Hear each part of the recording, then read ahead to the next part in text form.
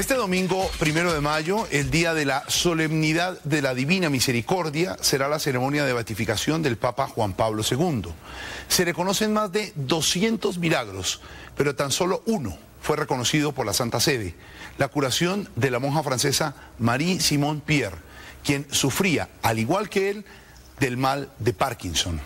Guillermo León Escobar, ex embajador de Colombia ante la Santa Sede, y el colombiano laico que más cerca pudo estar del pontífice, habló con Margarita Rojas sobre esos momentos que compartió con Juan Pablo II y sobre el contraste entre el humor en lo personal y la severidad con la que manejaba los asuntos administrativos.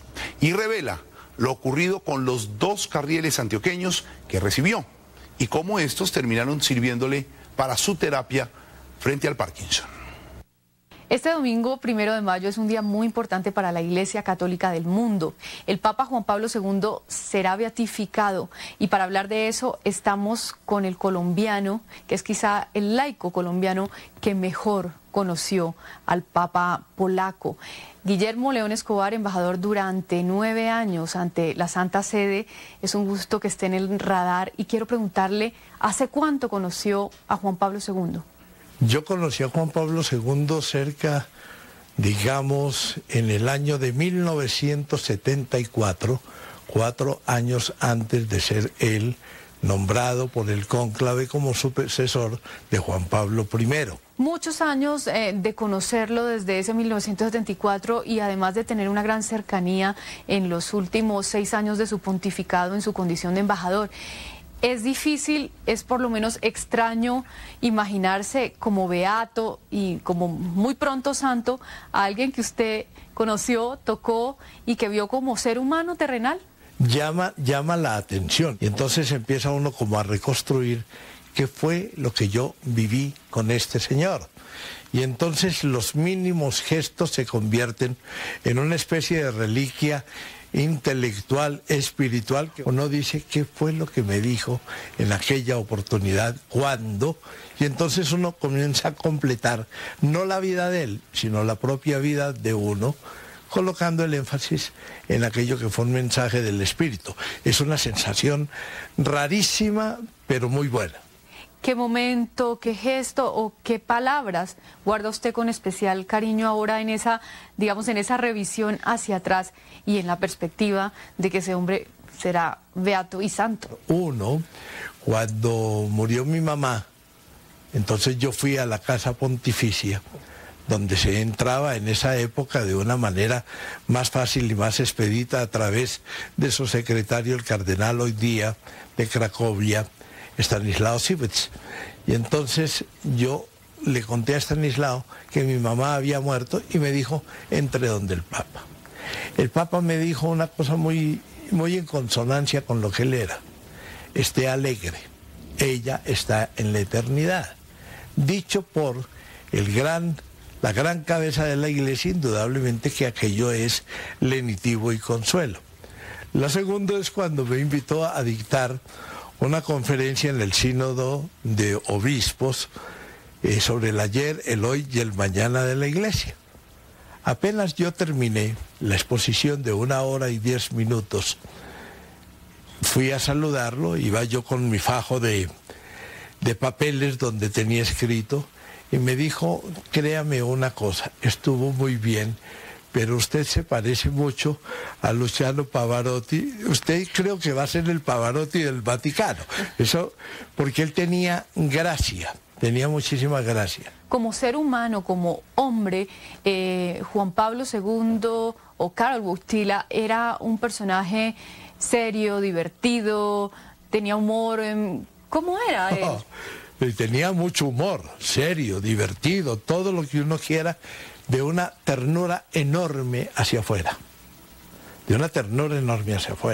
pero hacia adentro del movimiento de la máquina burocrática del Vaticano, un hombre absolutamente serio, absolutamente exigente, prácticamente rayaba en la precisión.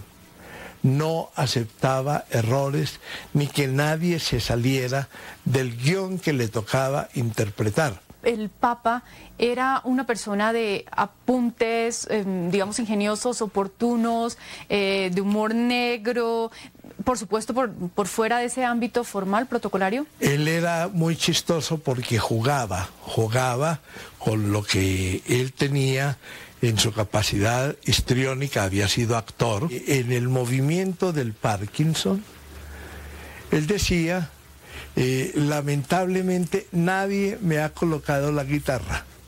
Porque como el movimiento era este, él decía, lo único que me falta para ser un gran intérprete es que alguien me coloque la guitarra.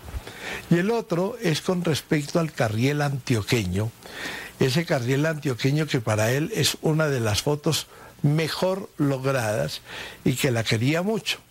Cuando él viene en el año 86, en Medellín, le colocan el carriel, o la carriel, como él decía.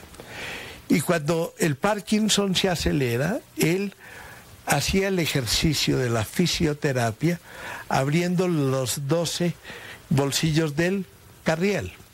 Era un carriel bellísimo que se fue descomponiendo con el tiempo.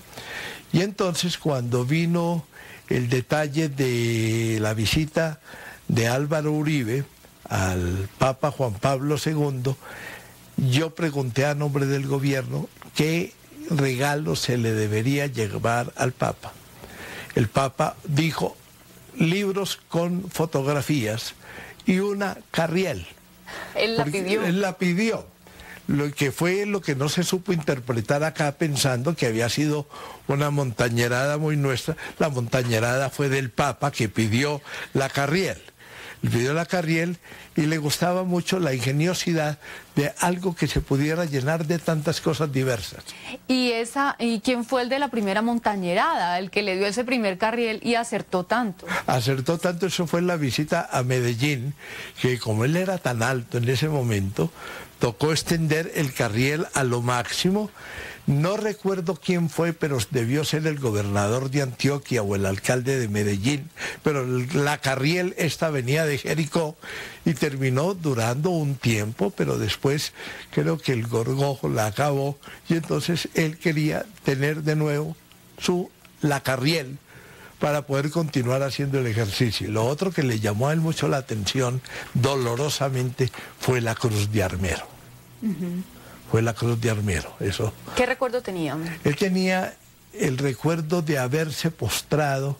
Recordemos nosotros que esa es una foto que jamás hizo el fotógrafo del Vaticano, el profesor Maris. Se arrepentía de no haber hecho esa foto.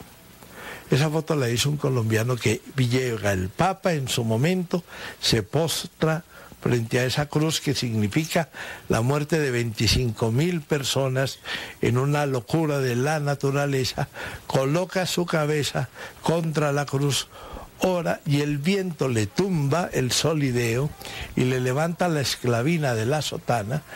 Es la foto realmente de una compenetración con Dios en favor de aquellos que habían muerto allí desde Omaira y todo eso. A él le impresionaba mucho la historia de esta muchachita y la muerte de todos los demás. Dicen quienes lo tuvieron cerca que el Papa Juan Pablo II transmitía una energía poderosa, una energía especial.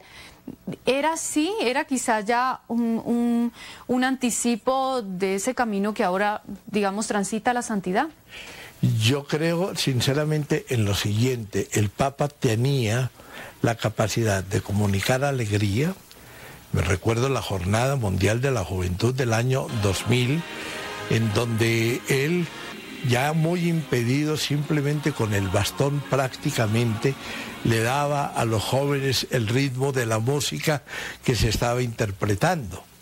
Y en el momento en donde ellos gritaban, toda esta cantidad, estos millones de personas gritaban, él también gritaba y decía, qué queazo, es decir, qué ruidajo el que estamos haciendo. Eso son detalles muy bellos de él. Pero es cierto que además pues del carisma que obviamente tenía, había una especie de aura especial, una especie de fuerza muy grande que transmitía Juan Pablo II.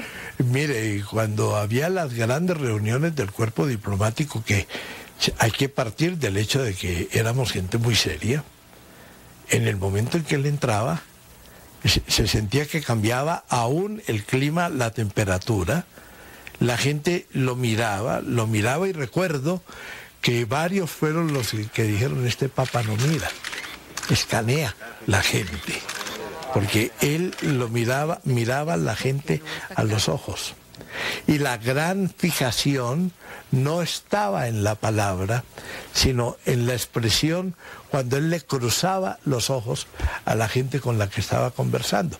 Fue uno de los detalles, por ejemplo, interesantes de la visita con Gorbachov. Fue uno de los detalles interesantes de la visita con Fidel Castro, que es poco lo que se dice, mucho lo que se mira. Y lo que se comunica, digamos, no lingüísticamente. No lingüísticamente, es que el lenguaje corporal de él era increíble. Hay una grabación bellísima en donde un payaso español que va a actuar frente al Papa. Y el Papa prácticamente se desternillaba de la risa. Tanto que ese video con el payaso español, cuando el Papa quería divertirse un domingo en la tarde, que siempre lo pasaba con un par de cardenales muy amigos, hacía colocar el video para volverse a reír con aquel payaso español que había sacado al Papa de alguna seriedad habitual y lo había puesto a desternillarse de la risa. O cuando, con la capa roja ceremonial, ocultaba debajo de la capa una serie de niños que iban a jugar con él aún al altar, con el escándalo de los maestros de ceremonia, en donde el Papa les decía, dejen que los niños vengan a mí. Recuerdo alguna vez estando en una ceremonia, como una niña se le escapa a la mamá y va y le dice al Papa en plena misa, y trataron de cogerla, la niña llega y le dice, usted es el Papa, pero no mi papá, pero es el Papa de mi papá. Y se siente en una grada del altar mayor de San Pedro, el Papa sigue diciendo la misa y la niña se le acercaba de vez en cuando y le decía, yo a usted lo quiero porque mi papá lo quiere. Y ese hombre que como Papa beatificó a tanta gente, porque era casi su deporte, 1.338 personas beatificadas por el Papa Juan Pablo II, ahora le corresponde a él ese honor y un tránsito que se anticipa muy rápido a la santidad. ¿Por qué tan rápido? La gente lo pedía desde el día de la muerte. Es una cosa interesante que no se repetía.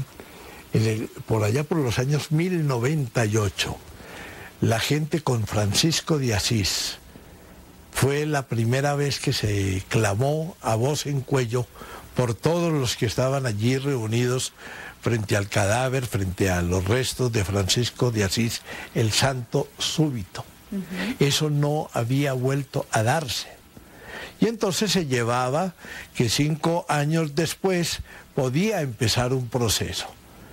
Cuando el día en el cual se hace el entierro de Juan Pablo II, allí hay una atmósfera especial. Y en ese momento surge el santo súbito, dicho por toda la gente que estaba en la plaza de San Pedro y en la avenida de la Conciliación. Aquello se volvió realmente una aclamación.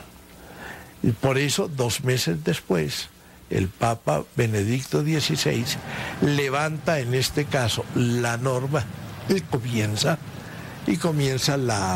el proceso de beatificación que ahora terminamos y que nos indica que con un nuevo milagro que realice después de la 1 de la tarde del próximo domingo, la canonización puede estar realmente muy cerca. Estamos hablando de ¿cuántos años? Yo cierro los ojos y quisiera que fuera 1, pero pienso que serán entre 2 y 3, que es demasiado rápido para lo que es normalmente la usanza de la Iglesia. Otra de las particularidades es que hace 10 siglos un papa no tenía la oportunidad de beatificar a su antecesor. Probablemente este incluso pueda canonizarlo. Yo estimo y quisiera que que fue su gran interlocutor. Yo quiero que tenga el privilegio, Benedicto XVI, de canonizar a su antecesor. Porque sin duda alguna, todos esos santos nuevos son modelos hoy día. Yo no estoy de acuerdo en la crítica que se hace de la cantidad de gente que beatificó, canonizó de Juan Pablo II, porque se necesitan modelos nuevos. Pues usted, que lo tuvo tan cerca, que tuvo el honor de estar en su muerte y que ahora va para Roma, tendrá el honor también de estar en esa beatificación de Juan Pablo II, uno de los grandes personajes del siglo XX, ahora elevado a la gloria de los altares. Muchísimas gracias por estar en el radar. Bueno, perfectamente, y gracias por la invitación, y esperamos reunirnos de nuevo en el evento de la canonización de Juan Pablo II, que indudablemente será una riqueza no solo para la cristiandad, sino para todos los que buscan y buscamos la nueva civilización, la humanización de este mundo, que fueron objetivos que él persiguió durante toda su vida. Muchas gracias. Muy bien. El Papa Juan Pablo II, beato a partir del próximo domingo.